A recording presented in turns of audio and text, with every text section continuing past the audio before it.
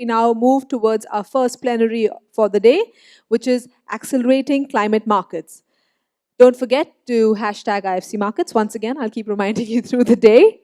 I now call on stage Mr. Kiran Stacey, South Asia correspondent of Financial Times, based in Delhi, to introduce the panels and the moderators. Welcome.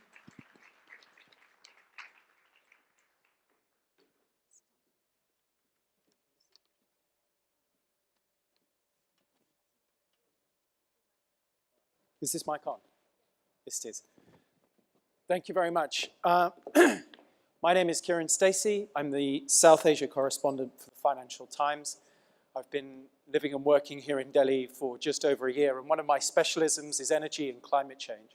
So it's been amazing, really, for me to see, coming from the UK, where we think, we're a sizable market and a big economy with major climate challenges and big business opportunities, then you come to India and get a real sense of the scale of both the challenge and the opportunities that are presenting themselves from climate change.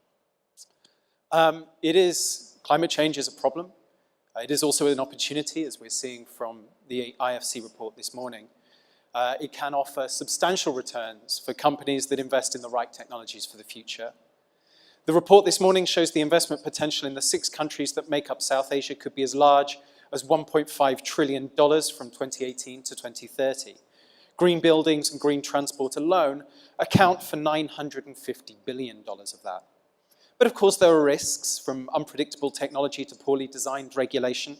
So to help us set the tone for this conference and to navigate our way through the investment minefield, let me introduce our panel for this morning's session.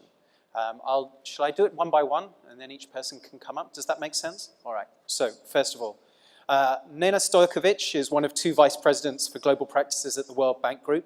Her role involves bringing together people from across the group and outside partners to help tackle the world's most pressing developmental challenges. She's worked in Asia, the Middle East, North Africa, Southern Europe, and Central Asia, so is ideally placed to set the South Asia picture and challenge in a global context. Welcome. Pati Singhania is a 4th-generation business leader at one of India's largest industrial groups, the JK Organization. He holds an MBA from the University of Massachusetts and is an alumnus of Harvard Business School. Punit Lalbhai is Executive Director of Arvind Limited. He's currently working on building new businesses for the company, such as advanced materials, engineering, and agribusiness. He has an MBA from INSEAD in France and a master's in environmental science from Yale. Lord Stern, Baron Stern of Brentford, or Nick, as he is known to most, won't need much introduction to anyone involved in tackling climate change. He is a professor at the London School of Economics, a former chief economist at the World Bank, a former president of the British Academy, and was the author of the famous Stern Review, which warned that failing to tackle climate change would cost the global economy at least 5% of its GDP every year. His latest book is Why Are We Waiting? The Logic, Urgency, and Promise of Tackling Climate Change. Thank you all for being with us. Nena, could I start with you? Maybe you've worked pretty much in every region of the world. Maybe you could give us something of a global overview of what is happening here and around the world to tackle climate change and the opportunities that are arising from that. Thank you for having me here. And if I may, I just wanted to correct my title. I did run global practices of the World Bank a few years back, but now I'm in charge of blended finance and partnerships in IFC. So just a small correction here. It's a great pleasure to be here with so many of you representatives of the private sector and the esteemed panelists. We already heard, and you said it, and the Honorable Minister said it, that climate change is one of the biggest challenges of our times. And I also believe that this generation, we have to solve it, because if we don't, it will be too late. It was already mentioned that 3 out of 5 most vulnerable countries to climate shocks actually are in South Asia. And for me, it's great to be here in New Delhi, in the heart of South Asia, to have this conversation. As you all know, South Asia is one of the fastest growing regions in the world. And for that growth to be sustainable, all the infrastructure that has to be built, all the buildings and all the other sectors will have to be developed in a more sustainable way. And there is some urgency around it, because if we don't do it, supply chains will get disrupted, communities will be affected, commodity prices will be more vulnerable. And when we look at how much of infrastructure has to be built in the next 13 years up to 2030, we're talking about $90 trillion. And then you mentioned it yourself, just in... This is the mic center. Okay, here? Okay. You mentioned it just in... I can hold it like this. Okay, thanks. Just in South Asia, you mentioned the green vehicles, $610 billion, green buildings that need to be built, 1.5 trillions, etc. And the only way how this will all be built is through the private sector, because private sector has the money, and private sector, as already mentioned, will bring that innovation. Honorable Minister mentioned solutions, and that's why I think it's very exciting to have so many of you here from the private sector to think through a series of panels, all oriented towards specific sector on how all of this is going to happen. Alsbeta mentioned the study that we did last year at the COP22 in Morocco, where we looked at 21 countries that made commitment to climate action through NDCs, where we identified in those 21 countries a $23 trillion opportunity for climate investments in the next 13 to 15 years. And the good news is that some of this is already happening, and the current market for particular sectors, renewable energy, green buildings, urban infrastructure, and climate smart agri is already 1 trillion. But we still have way to go to get to the 23 trillions. And for that, not only the private sector, as I mentioned, but also governments will have to play a significant role. We need policies that are conducive to climate investments so that private sector actually can have confidence and certainty to come in. I wanted to mention a little bit about IFC and what we are doing, because my perspective here on this panel is going to be from an international finance institution perspective. We can definitely work through our colleagues in the World Bank on supporting the governments in making those right policy changes and investment climate for investments. We can also, I think the minister mentioned that we can help de-risk some of the private sector opportunities in climate through some of the blended finance instruments, guarantees. And we can also use some innovative ways of mobilizing significant capital from other investors, in particular institutional investors who have the trillions that we can turn into investments in climate opportunities. IFC can also provide a lot of building capacity, both to governments and clients through advisory services, helping them structure some of the PPPs, especially in the renewable energy, like we did with Reva Solar here in India. We can also work with local banks to support their financing of climate projects. And I can talk a little bit more about all these instruments and specific innovative financial tools a little bit later. But I just wanted to say that there is a role for all of us in the room here, a role for the governments on the policies, role of the IFIs like IFC on unlocking some of that potential and helping structure some of those transactions in climate friendly way, and of course the role for the private sector that will bring the innovation and bring the financing to these projects. Thank you very much. Harsh, could you tell us from a private sector point of view what your organization is doing in this field? Well, thank you very much for this opportunity. I think, there are several aspects of this. I think we're all, first of all, as citizens, concerned about the impacts of climate change, as individuals, as human beings, as the minister said. And then when we look at ourselves as corporate citizens, we also say what impact business is having on this whole thing. But I think the good news is essentially that there is a lot that business can do and what it has been doing. And I think the new technologies that are being utilized in in creating businesses and industry, and I talk more from a manufacturing sector perspective, are much more environment friendly to begin with. So there is a lot of technology which is far more sustainable, which is embedded in today's era.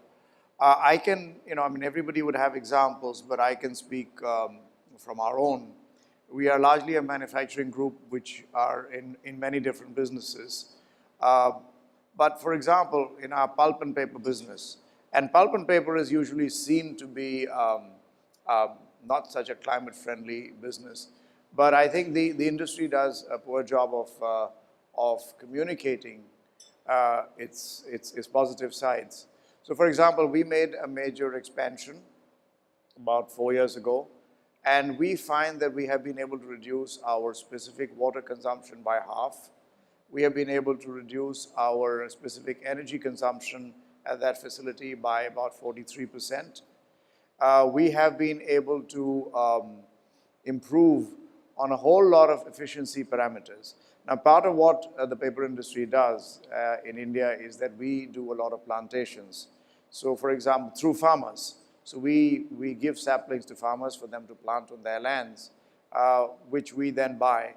And today, we do about 70 to 80 million saplings every year that we give to farmers.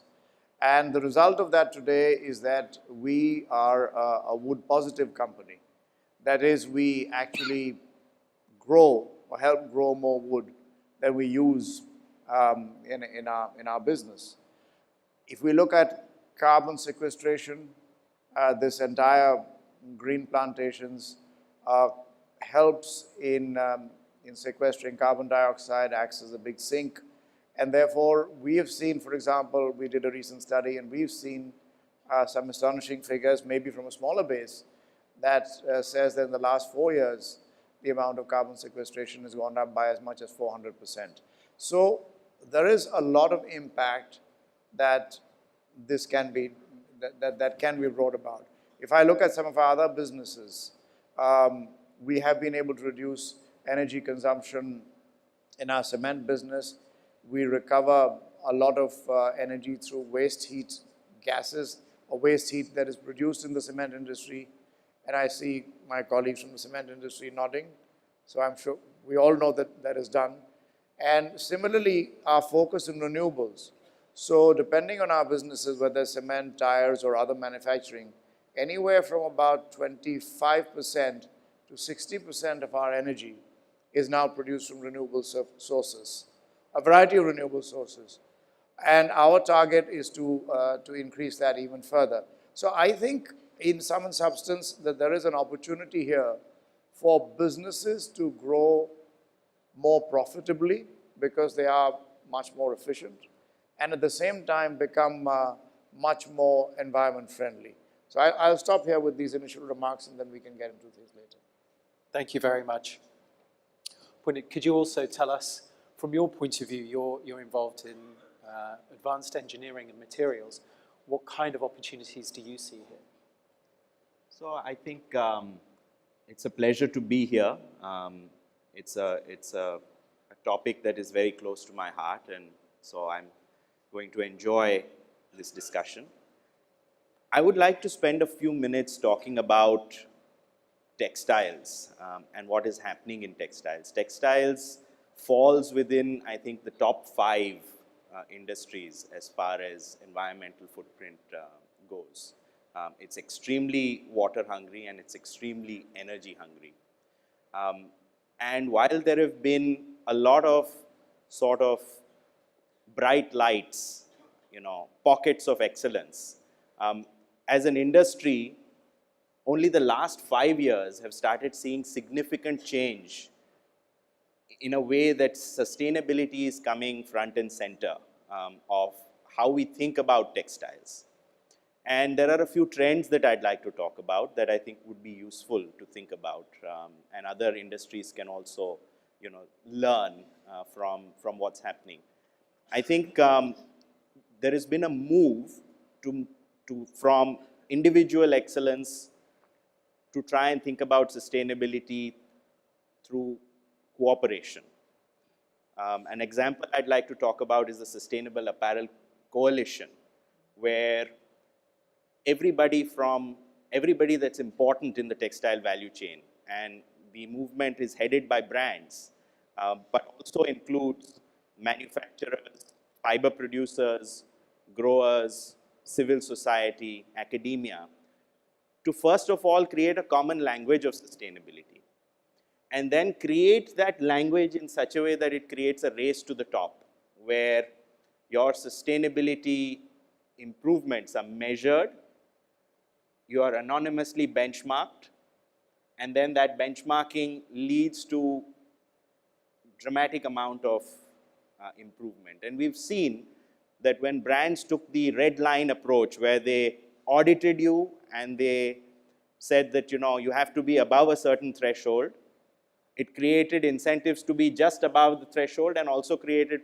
perverse incentives to game the system.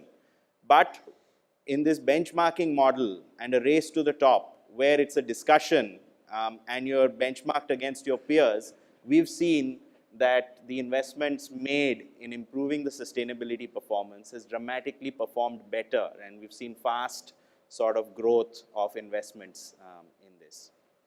I think coming to textiles, what we have not successfully done is access carbon markets, and we're constantly scanning. However, you know, we haven't seen, we've not yet been able to make the carbon markets attractive enough to tap into. Instead, we've focused on, there's so much work to be done within, within our supply chains, with technology advancing, that we've focused on energy efficiency. Specific energies are coming down, consumptions of water are coming down. We've focused on product innovation, where textiles hasn't changed for 100 years. But in the last 5 years, we've started seeing technologies that eliminate spinning and weaving altogether, to go from fiber to garment in one step, thereby removing most of the environmental impact. We've seen waterless dyeing technologies emerge and start to get adopted. This needs to happen at a further pace. And we've now started to see closed loop manufacturing cycles, where you can make fiber from clothes. So from clothes to clothes without any or very little input of virgin material. So these are all positive trends, and we look forward to now, at some point, the low-hanging fruit is going to get exhausted. So I think at that point in time, financial instruments, carbon markets will become very, very relevant, and we're keenly awaiting the progress in these areas, and especially initiatives from the government and policy side that will make this happen in the near future. Thank you very much. Nick, we're now over a decade from your review. We're a couple of years after Paris.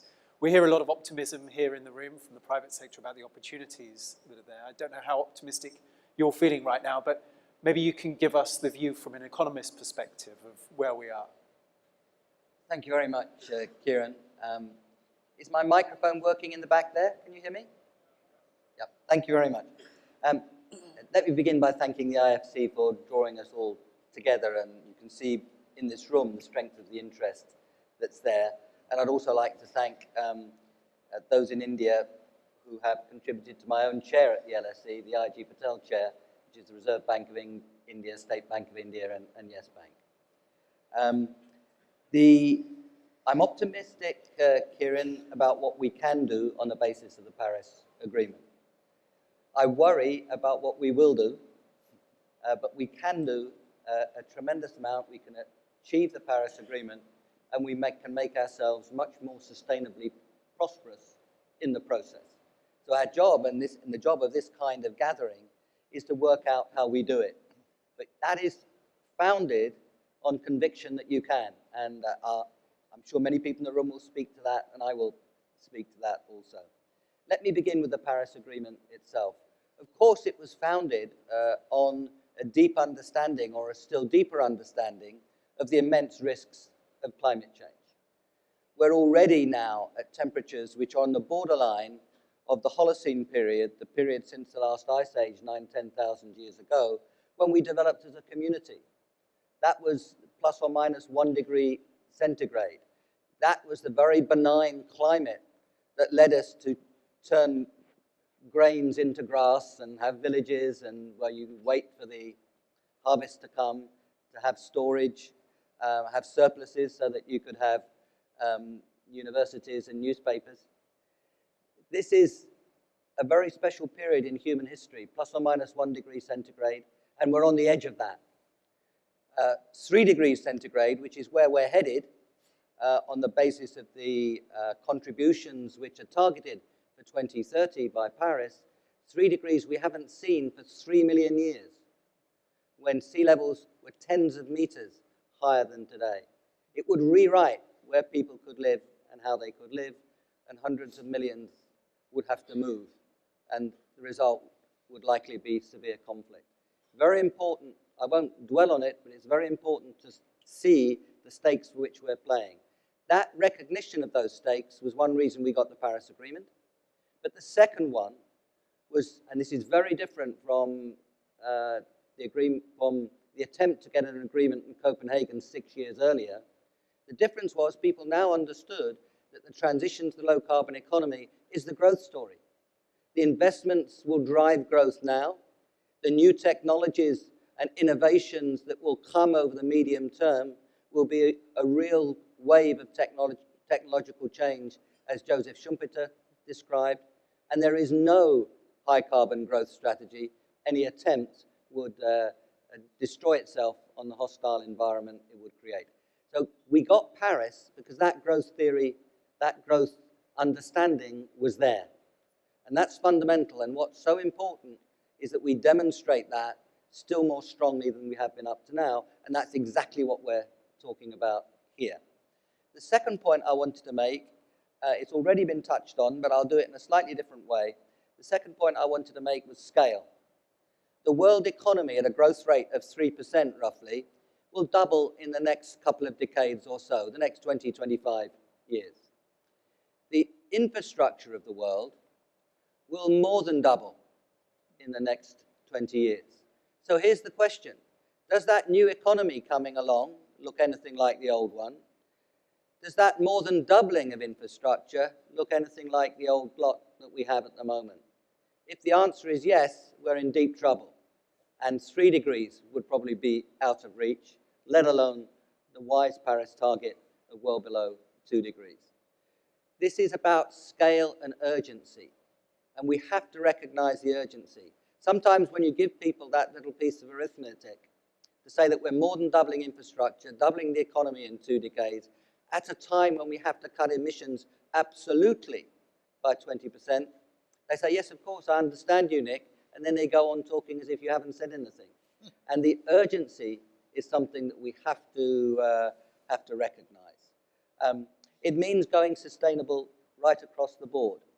Power sector, of course, but we've already heard examples here way beyond the power sector, and that is extremely important. It's also important to recognize that probably 70% of that extra infrastructure will be in Asia. We're in the right place to talk about these issues, and we have to see infrastructure, meaning energy, transport, and water particularly, at the heart of this story. The Asian infrastructure and how it develops over the next 20 years will largely shape the future of our people, the future of the planet. So let's recognize the stakes we're playing for, but let's be cheerful, because if we do it well, we will have an extraordinary, attractive society. We'd have cities where you can move, breathe, and be productive. That sounds like a good idea, even if you've never heard of climate change. It's compelling, of course, if you have heard of climate change, and we have indeed heard of climate change. So that's the scale of the story, the growth story, and the observation that infrastructure in Asia is of absolutely central importance to this whole thing. The third and last thing I want to do is to talk about what business can do. We're going to hear lots of specific examples. We've heard some important specific examples already, and they will come during the day. I want to talk about what business can do from the point of view of helping set policy. If you're a professor at the LSE and you go and see a finance minister, often they're very interested, sympathetic even, but will they necessarily act on your advice? Maybe, maybe not. But if businesses go to finance ministers and say, we've got tremendous opportunities here, we will invest, but we can only invest on the back of good policy. We can only invest on policy which recognizes greenhouse gas pollution, recognizes air particulates and their pollution, which recognizes that innovation has to happen. If you can put those policies in place, then we will invest. We're already doing a bit, even though policies aren't so good, but we could do so much more. That kind of example, you don't want to eliminate the professors from the London School of Economics, but that kind of example can be very powerful and rightly powerful. That's business helping to make policy, not in terms of going to North Block and saying, please do me a favor. That's not the kind of policy making I'm talking about. It's about right across the economy in a clear and long-lasting way getting policies right. Long-lasting policies does not mean rigid policies, because we're going to learn so much as we go. It means credible policies. It means policies that are predictably flexible. So in other words, policies where, as we learn, the understandings on how policy changes will be there. And in Europe, we've made some big mistakes by suddenly switching off policy when we realize how successful it's been. And then, of course, you put people in real difficulty. You've got to be predictably flexible. As the costs come down, as these technologies diffuse across the economy, we will gradually reduce the support for those kinds of policies. That's the kind of thing I mean by predictably flexible. But of course, the policies themselves have to be right. We have to look for prices or regulations to manage carbon, prices or regulations to manage air pollution, incentives for innovation, and so on. Those policies have to be got right. I'll be saying more in my intervention this afternoon, so I won't dwell on them. But I wanted to underline the importance of business in helping to set good policy. Thank you. Thank you very much, and thanks to all of our panelists. If you could all be thinking of some questions, I'm going to open this session up to the floor in a second, but I was just hoping to ask each of you just one or two things of my own. If you don't mind, I'm going to take journalist privilege here and quiz you a little bit myself. Nena, one thing that struck me while I've been reporting here in India is the enthusiasm, particularly around large-scale solar. The scale of the projects is growing, and the prices are just dropping through the floor. You know, people are now talking about tariffs which are competitive with coal, which is obviously a pretty amazing thing. But one of the other things that people talk about is there might actually be over-exuberance in the market, that companies might be bidding prices now which are so low these projects are not sustainable. How can you, I know that the IFC is invested in some of these projects directly, but just from a global point of view, how do you make sure that you're A, investing in the right projects, and B, doing so in a way that isn't going to end up, you know, funding a white elephant and money being wasted and confidence dropping in this kind of market? My colleagues from India would be able probably during the later panels today to talk about the specifics of the Indian solar market. But we take pride that we were part of one of the largest single-site solar projects here in India, Reva, with a capacity of 750 megawatts of solar power. And there, when you use a bit of blended finance to de-risk the project and remove some of the externalities that have to be removed in order for this project to be viable. Actually, there is no issue in somewhat lower tariffs. What worked there also is that you had a direct purchase of power rather than going through the intermediaries. So overall, you achieved a more efficient operation. Globally, we have resorted to some of the de-risking instruments, especially blended finance, on the first of its kind type of solar projects in a country where you would actually make a demonstration effect to others who plan to invest. And as Nick said, you would push also the governments to make the relevant changes in the policies, and then the market would kind of sort it out, and the next set of projects would not need any de-risking in most cases, or any blended finance. And along the way, we would invest a lot in building capacity. For example, in REVA, we advise the government on how to structure the bidding process, and how what provisions to put in the contract. And it was a record time that the project actually closed after only 11 months. And that's what we do on in most of the projects, as I said, usually pioneering, first of its kind, solar, where we would also provide a lot of advice in addition to financing. Okay, thank you very much. Harsh, you were talking about some of your work with farmers and agribusiness, and the role that plays in manufacturing. I was interested in what you were saying about the project with the saplings. But one thing that strikes me, we've just been through, in the last few weeks, the worst air pollution Delhi has ever seen. And the reason for that, or much of the reason for that, appears to be farmers burning their crops up in Punjab, up in Haryana, and the complete inability of policymakers to be able to do anything about this. For people, for example, farmers who are potentially living on the breadline, who are working with very, very thin margins, how do you persuade them to take action which might be quite expensive, which might only pay off over a long period of time, but are absolutely necessary to improve the environment? Are there ways of doing that? Or do you simply need government to come in and fund these kind of schemes instead? That's a tough one, because it's not an easy problem to resolve, because, as you said, the farmers have their own livelihoods. And the problem with this whole crop burning thing, as I understand it, and I'm no expert at it, is that the window between doing that and the next plantation is so short, anywhere just about 2 to 3 weeks, that this exercise happens. Now, I think that there has to be intervention at multiple levels. Clearly, at the policymakers level and the government's level, in trying to help farmers in finding alternate means. There are technologies for that, but they are more expensive. So partly that has to come in as a solution. Partly, I believe there has to be the development of usage of that stubble itself, in terms of agri-waste, agri-residue, and doing something about it and processing it. I know, for example, that's not with the stubble, but with wheat and grass, wheat and rice straw, etc. India is one of the largest producers, and of course sugarcane, what is called bagasse, sugarcane remain. After you take out the juice, India is perhaps the largest producers and users of these kinds of waste materials for paper making. And in fact, I think about almost 20–25% of the fiber that's sourced in India comes from these sources in paper making. Surprisingly, almost 50% of fiber used is recycled, by the way, as people don't think of that too much in terms of India.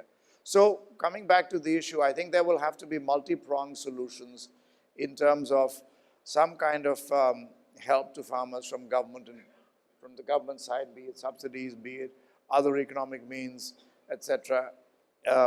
Generating businesses out of using that part of it, and also just over a period educating farmers on some of this, and looking at alternate crop fashions also in this. So that's part of the issue. But may I turn back into a couple of things? And for example, you talked about, I'll tell you the example from our own industry. When we started doing plantation with farmers, it was not very attractive for them, but we needed to do it for our own purposes. And the farmers would actually plant the saplings on non-productive land, which they would continue to do, but that reduced yields. But we have worked with farmers over a period to educate them, tell them that this is also good for you economically.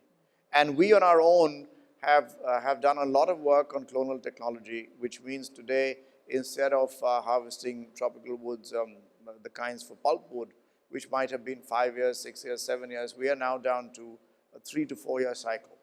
And we have actually experimented with some wood which might be able to be done with less than 3 years.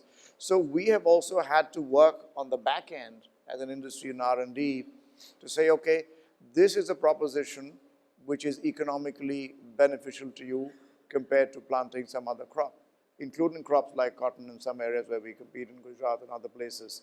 So it has to be a multi-pronged approach, I think, that comes back to this. If I may also jump to one other thing that you asked about solar, if I may just jump in on that. My view is that, yes, I think there is concern that some of the projects have been bid down to fairly silly levels, if you will say. But I think, you know, the cost, because of technology, costs of production for the panels, the entire system, as well as the scale, and that's something that you talked about in a different context. The scale of work that is being done enables prices to be driven down. And I believe that water will find its own level. Our bigger issue, and you know, India, I think for the first time in history, has added more renewable power than it has added thermal power in 16, 17. That itself is a huge, huge shift.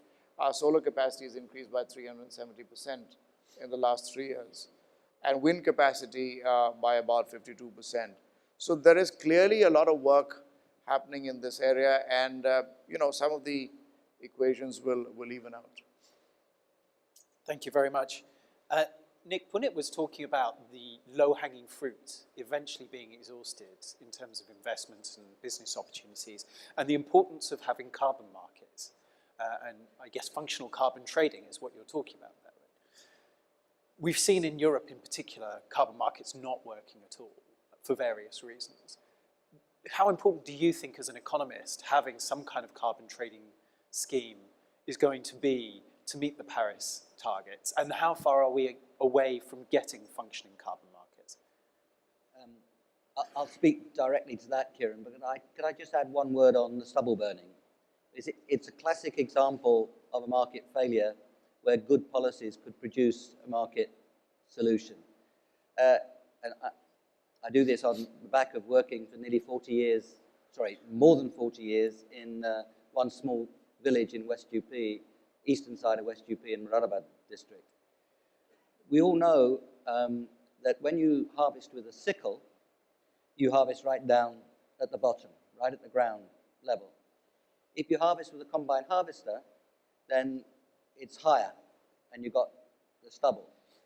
So in a sense, this is a problem arising particularly from the use of combine harvesters, combined with, as you mentioned, sir, the more intensive agriculture requiring smaller gaps between harvesting and the next crop. And there are technological solutions to that. I mean, you have the so-called happy seeder, which seeds at the same time as it deals with the stubble, for example, by ploughing it back in as mulch. Now, that activity is very good for all of us, particularly those who live in Delhi, but the farmers don't get the money for that. So in the early stages, it seems to me, some kind of strong support for that kind of happy seeder would make sense, and the right kind of finance and sharing arrangements, because there are lots and lots of small plots, and they won't necessarily make sense to all of them buy one of these things. So you need mechanisms for doing that.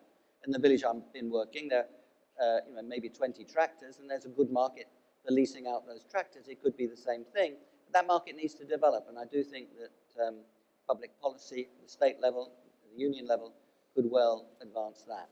So that's an example of where you've got a problem. It's a newish problem. It's, to some extent it's been there, but it's more intense now with combine harvesters and more intensive agriculture. But there's a way of dealing with it, which is a combination of the technology, the organization of markets, the right kind of finance, and so on. But you asked about carbon prices. I published a report, or at least a committee which I co-chaired with good friend Joseph Stiglitz, published a report in May, collaborating with the World Bank on carbon prices. And we argued, and many of us would argue, that they're a very important part of the story. And they have to be a good deal higher than they are now. Probably now you might only have somewhere between 10 and 15% of the world's emissions covered in any way by a carbon price, and those carbon prices on average being quite low. That over the next 5 or 10 years could rise to 25% as China's carbon markets develop, as markets in Central and Southern America develop. So those are coming. So the answer to your question is they're very important. They don't have a big coverage at the moment, and the prices are not high enough, but they're moving in the right direction. And even Europe is moving in the right direction. They finally discovered that if you put too many carbon permits on the market, then you crash the price. You don't have to be a professor of economics at the LSE to work that out. But fortunately, Europe is doing a bit better, and they will be withdrawing permits from the market, pushing up the price probably to 15 euros or so a ton over the next 5 or 10 years. So they are very important, and we should work to make people face the costs of what they do. That's, after all, how markets are supposed to allocate resources in efficient ways. But they only do it if people are faced with the cost of what they do. So it's a very important part of the process, but it can't be that alone that determines this. I mean, let me give you one, and many reasons why. Let me give you one reason, which is city design. A carbon price would not lead very rapidly to the redesign of cities. It might have a little twist in a good direction, but fundamentally you have to redesign the cities. You have to have much better public transport. You have to have electric vehicles and electric charging points. You have to make life easier for bicycles and so on. That's the kind of way that you have to bring in the other policies to complement the carbon prices. Regulation can be a substitute for carbon prices. I mean, to say that you won't have any hydrocarbon-fueled vehicles sold after 2030, which is what we have as the target in India, that's a very good regulation, which can have a very powerful effect. So carbon price is very important. We are moving in the right direction, not fast enough, but we are moving in the right direction, but not by carbon prices alone. Thank you very much. If you have a question, please raise your hand. I'm not sure, have we got some questions also coming in, I think, on the app? So we'll take some from there as well. There's a hand raised just there, if we can get a microphone to that person. When you ask your question, if you could just introduce yourself, and please make the question relatively brief, and a question rather than a speech would be great. Thank you. My name is Damandeep. I work with the Carbon Disclosure Project. My question is to Lord Stern. You talk about business taking action and driving policy. We've seen some evidence of the companies that report to CDP. My question really is is there a regional distinction in that? Because we've also heard by some government officials to say that CBDR should also apply to business action. My question really is, does business action need to be different in different regions to make an impact? Do different businesses have different responsibilities? I think there's a general observation which I try to make, which applies to all countries. We know that the bulk of investment will be private sector investment. We know that such investment is very strongly influenced by the investment climate, by the investment climate which shapes the risks and returns associated with projects, associated with the investments. And the businesses know in a very clear way what it is that's troubling in the investment climate. So I think it's true of all places that this kind of interaction on what makes for good policy is a very important part of policy itself. Now, the nature of the interactions will depend on the different kind of polities, countries that you're in. In some places, most of the action is at the center. In other places, most of the action would be at a lower level in terms of what shapes the environment for business. But I think the observation I made about business contributing to the discussion of the investment climate, business showing what's possible if the investment climate is right and the policy is right, I think that's a general observation. Okay. Are there any other questions from the floor? Yes, can we get a microphone to this man here just at the front?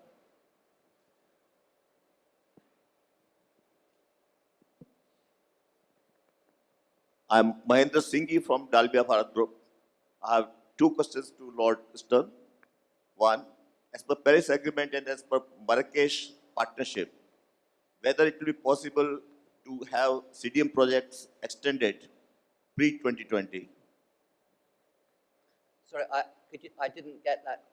Pre-2020, whether CDM projects would get extended.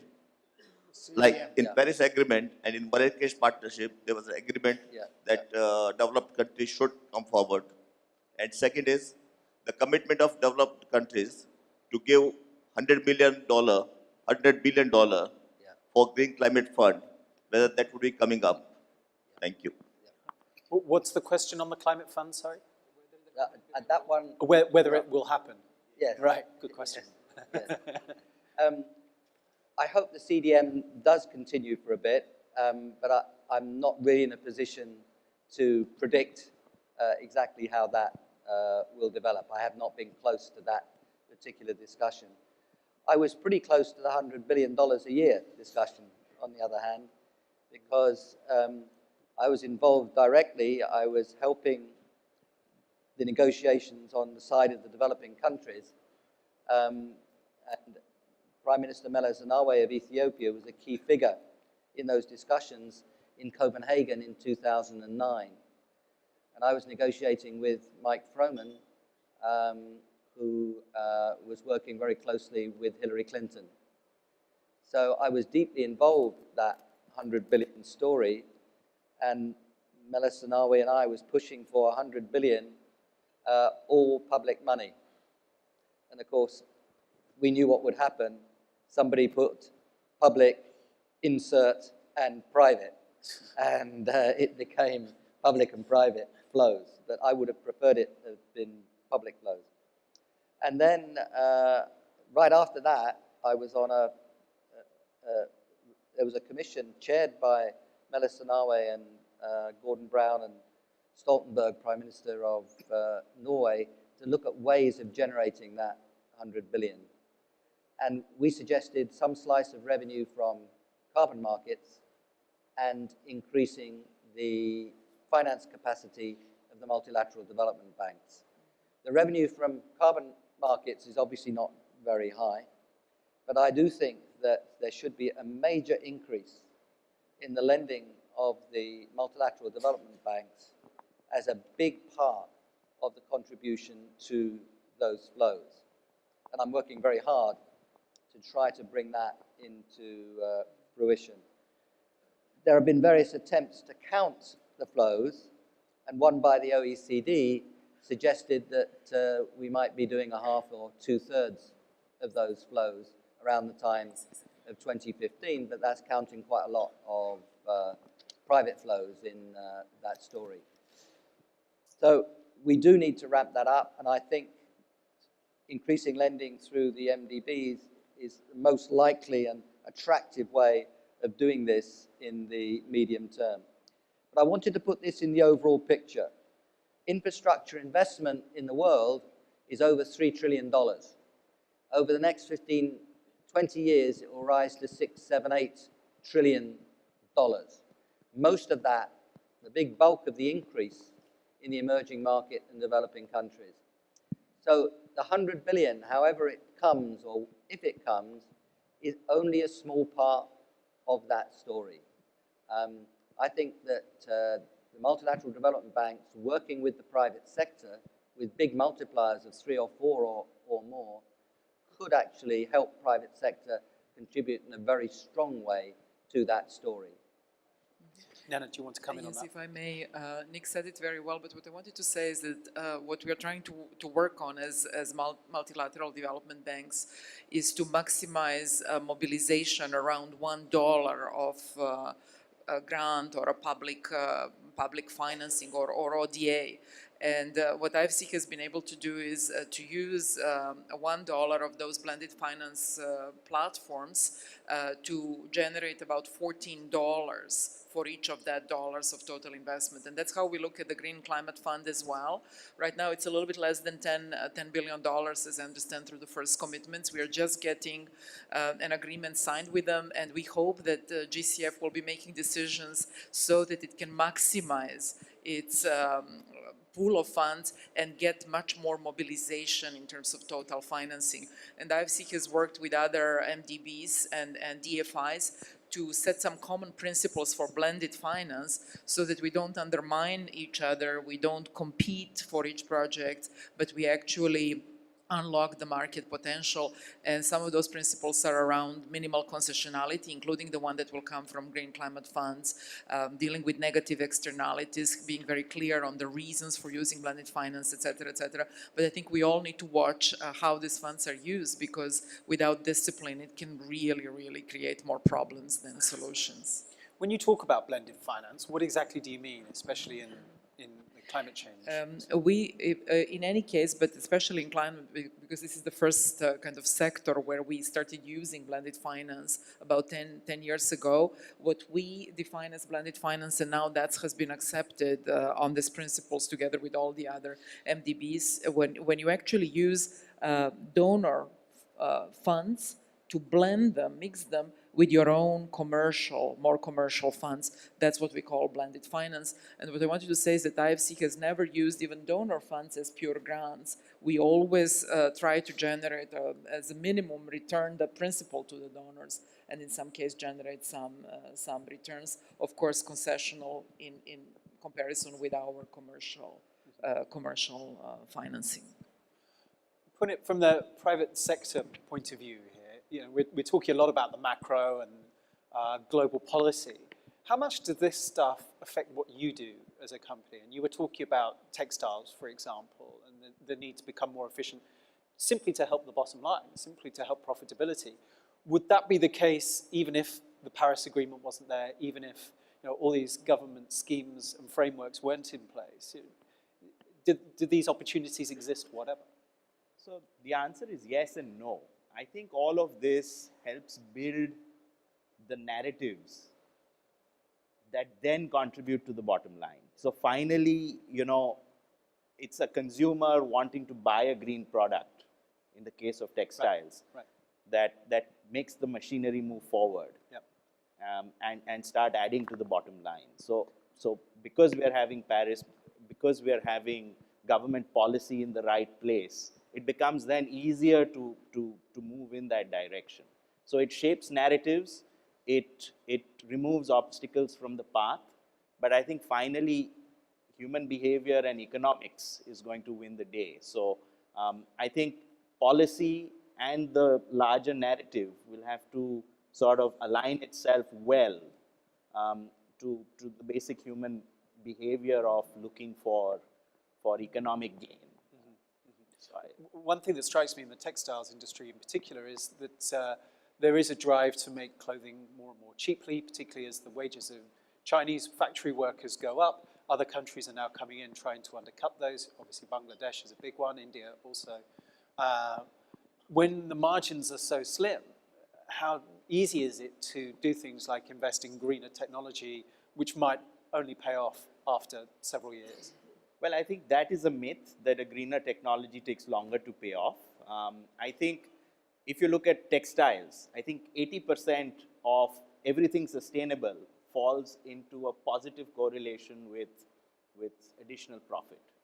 I think where things are mispriced, where there are externalities, that's where we'll have to be more creative. That's where policy comes in. That's where access to creative financial instruments come in. That's where coalition thinking comes in, where you're rewarded for making investments by the buyers. I think we will have to find challenging solutions to the 20%, but the 80%, if I consume less water, if I consume less energy, if I reduce processes, if I bring in game-changing technologies, that's all actually increasing my margin and decreasing it. Okay, thank you. More questions from the floor. There's a woman here, just at the front. Get a microphone to her.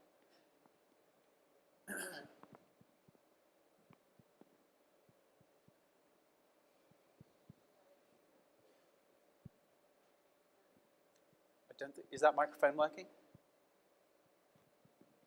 Can we get another microphone just here, please?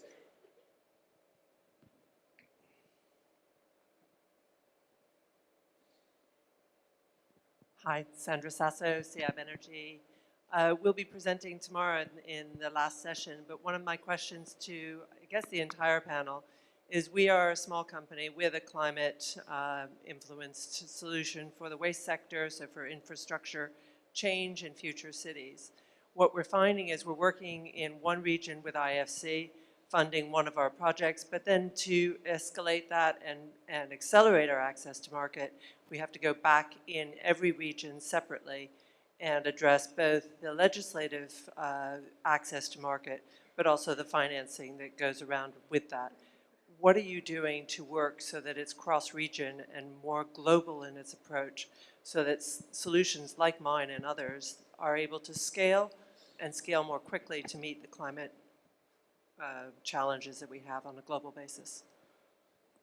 Nena, your organization is one yes, that no, thank you for that question. And of course, it's complicated because each country is different. It has, our CEO says it has a different currency, it has different policies, and we have to look at individual countries and the specific country context. The only thing that I can say is probably by the end of tomorrow, by the end of your panel, we will actually have a better response to this. But I wanted to mention one example, which was actually in renewable energy, in solar, where we actually created a platform in a way of replicable approaches. We call it scaling solar, where you would use exactly the same, no matter which country or which project, you would use exactly the same approach. First, advise the government on how to structure PPP contracts, then use a similar type of contracts, use a similar bidding process, etc. And we've done the first scaling solar deal in Zambia, and now we are trying to do another one in Senegal. So we have to be thinking about those scalable, I call them a little bit cookie-cutting solutions, although they always have to be adjusted to the specifics of a specific country. Kiran, could I just add one thing to that? I think cities working together, I mean, there are collaboration between cities is getting better and better now.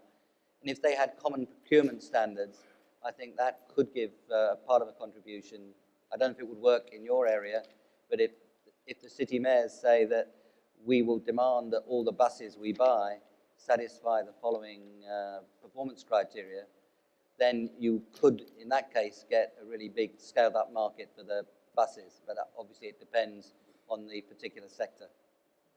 Harsh, how difficult do you find it, even within India, working in different states, different parts of the country with their own regulations and ways of going about business? I think that's an important point. It starts with different standards sometimes and basic things like emission norms, etc. So in a federal structure like India, of course, you have a central policy, which is from the Central Pollution Control Board, but the states also have their own environmental regulations. And unfortunately, as you rightly said, it often differs. So you have to obviously meet standards for both the state and the center.